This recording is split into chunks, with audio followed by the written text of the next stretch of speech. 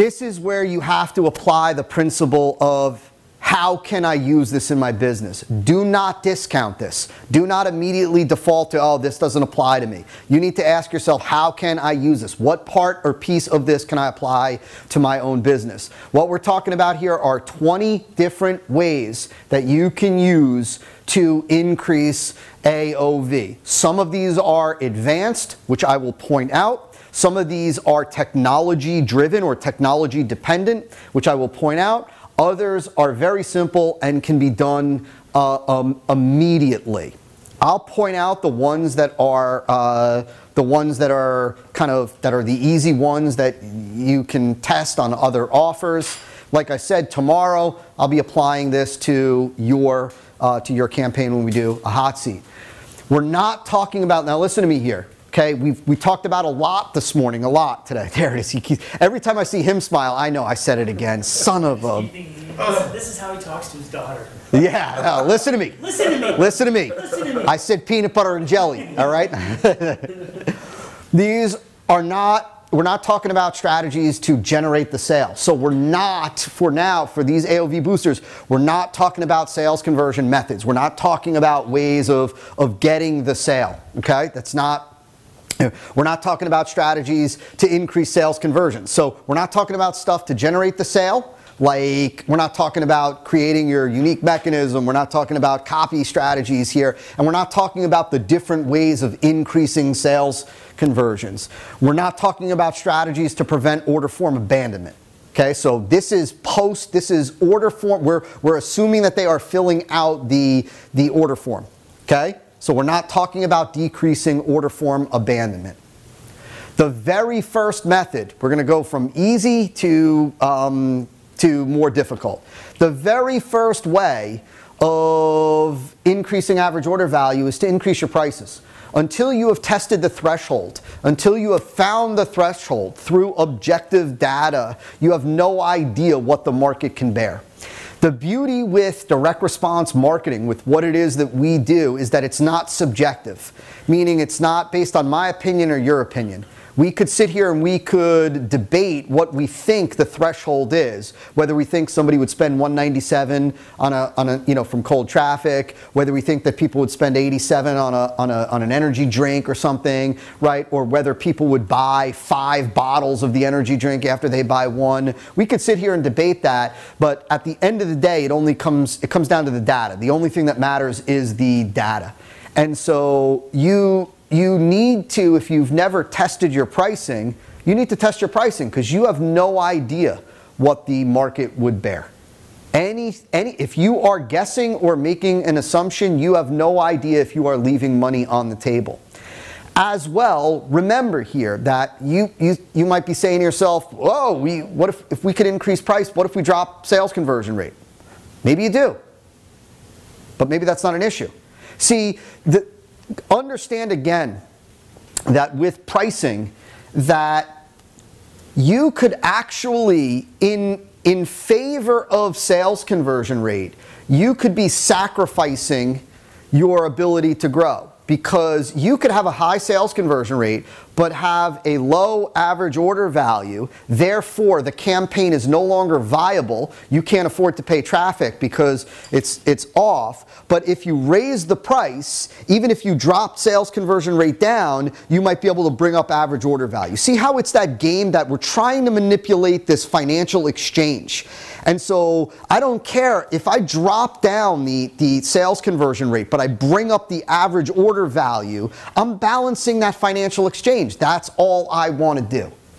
And so this is increasing prices. Now, in this context, I'm not only talking about necessarily, I'm not necessarily talking about the main offer. Maybe it is the main offer. If you're selling something for $29, maybe you do test $39. Maybe you test $49. And right, what you're looking for, you're like, test. Don't, like, if you're making anywhere in direct response marketing, if you are making an assumption, you are acting irresponsibly. You need to let the data tell you. You say, we're pricing something at $49. Will it sell at $99? If you don't know, you don't know. You have no idea. You could assume no one's going to buy it at that price. But I've made many, many assumptions that were proven wrong by data. And so you could leave the current price alone and then test the price of your upsell, of your downsell, of your add-on, of these other things. You could also increase the main price. I tend to not want to sacrifice conversion rate on the front, on the main core offer, because again, maximum customer acquisition. I'm okay testing higher prices on upsells and whatnot to play around with average order value because I still want that maximum customer acquisition. Does that make sense? So we're still trying to get maximum customers on the front and increase their value, increasing offer prices. Simple, straightforward. See, this is a simple example of what happens when 79 bucks, 199. At 79, 6%.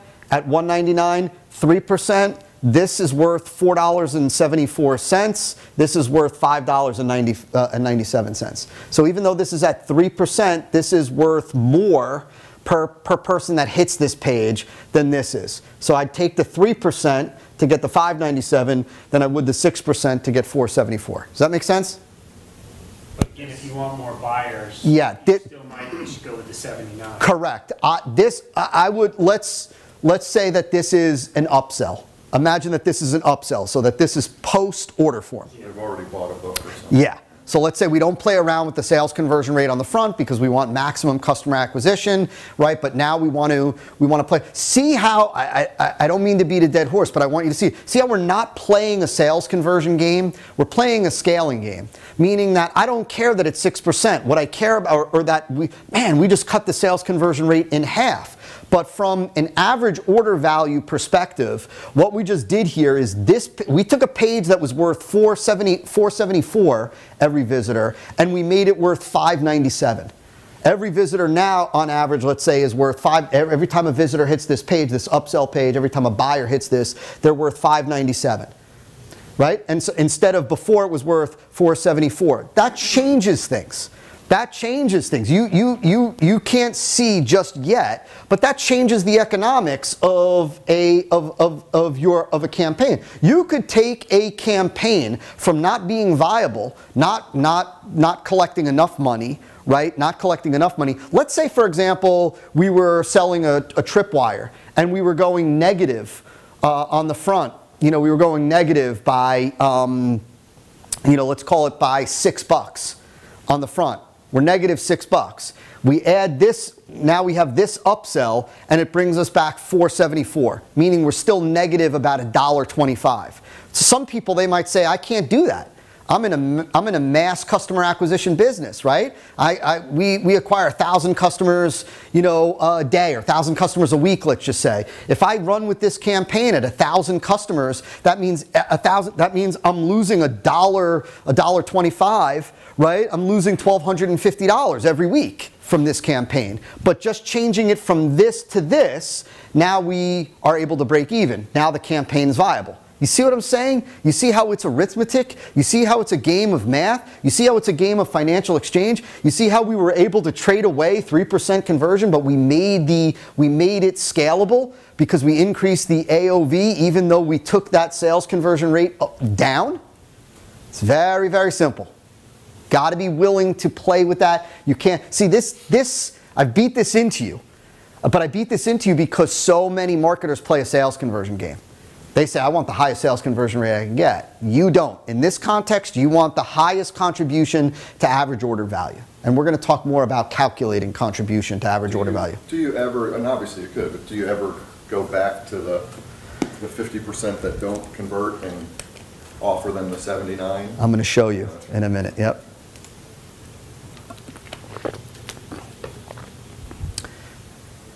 Right? The winner. Next. These are the simple ones, right? AOV booster number 2 is increase the quantity of offers that you have in your campaign.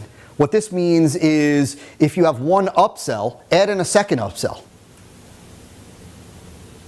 That's it. That's what it means. Like I said to you earlier, and it's kind of we carry it over, give people more opportunities to buy, both daily. Now here's the question. The question is, I don't want to be like GoDaddy, right? I don't want to be like GoDaddy hammering people. Here's the thing. You know who hate GoDaddy? You know which of the people that despise going through GoDaddy are the ones that say no. No, I don't want that. And wow, another offer. No, I don't want that. Wow, another offer. No. You know who dig it? GoDaddy might not be the greatest example, but are the people that are like, yeah, I definitely want hosting, or yeah, I definitely want the private thing. And so here's the thing. The thing is that you have to treat people according to their behavior. And so a simple rule of thumb is this. You get 2 no's from somebody, take them out of the series. They say no to you twice, don't show them another offer. Right? When people say, I don't want to hammer people, neither do I. Don't. They say no to you twice, take them out. But if they're saying yes, if they want what you've got, you're crazy if you don't offer them the opportunity to get more value from you. When someone says yes, I'm going to give them the opportunity to get more. If they say no to me twice, then we're done. Simple as that. So here's how you can see. This is one of those things where, right, marketers, it's not a blanket, and this is what I meant when I said this is one of the examples of tech. Some of these, as we get a little bit more advanced, are really driven by technology, need technology, but you're not treating everybody the same. Just like, what did we say? We said earlier, right, and if I didn't make this clear, let me make this clear now, right? Part of the front end and back end, part of marketing on the front and marketing on the back is we're not treating everybody the same. Right? Remember I said to you guys, I said I came out with a version 2. We came out with this version 2 of this product, and I shot this video on my iPhone with my dog, and I went back to the people who previously bought and I gave them a deal.